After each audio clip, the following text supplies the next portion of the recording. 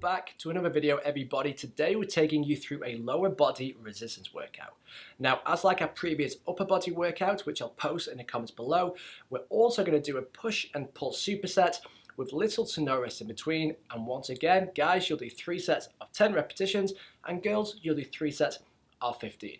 Hope you enjoy the workout. Let's get into it. Now, once again, before you perform your exercises, choose a weight that is going to allow you to struggle for those last few repetitions, but still able to maintain good form. First exercise for our supersets is a barbell back squat. Position the bar so it's on the comfortable bit of your upper back, not your spine.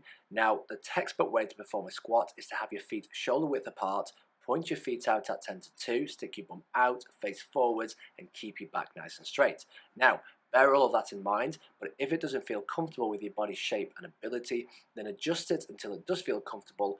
Focus on your posture and technique, and once you finish your set, rack the bar up and superset it with a straight leg barbell deadlift. Now, there are different variations of deadlifts that put more focus on different areas of the legs. The reason why we're doing a straight leg deadlift is to put more of the focus on our hamstrings. Have your feet hip width apart and your hands positioned either side. Lower the bar down towards the ground, keeping it very close to those shins. Stick your bum out, keeping your back in a neutral position. Put the weight through those heels, and despite what the name says, you can have a little bend in those knees. Once you feel that pull on your hamstrings, drive the bar back towards your starting point, retract your shoulders, push your chest out into a dominant stance, and once you finish your set, rack the bar up and move on to your second supersets. Moving on to our second superset, we start off with a Swiss ball wall squat. Position the ball so it's firmly between the wall and the arch in your lower back.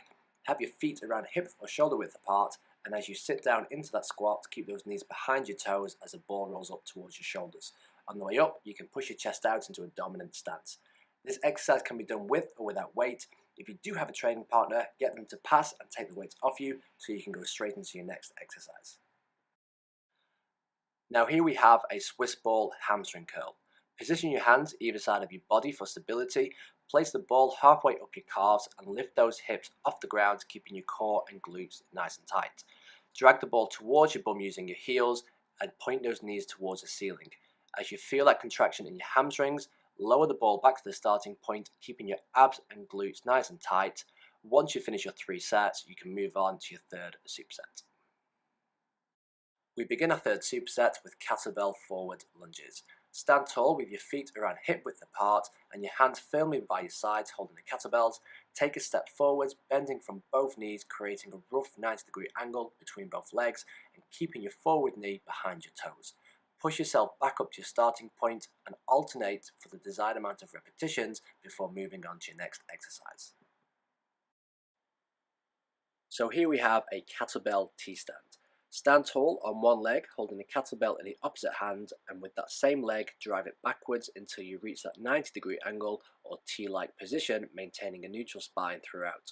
Grip the floor with those toes, and once you feel that pull through your hamstrings and glutes, drive it back to your starting position.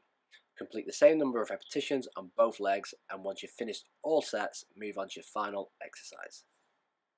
Our final exercise of the workout is dumbbell calf raises.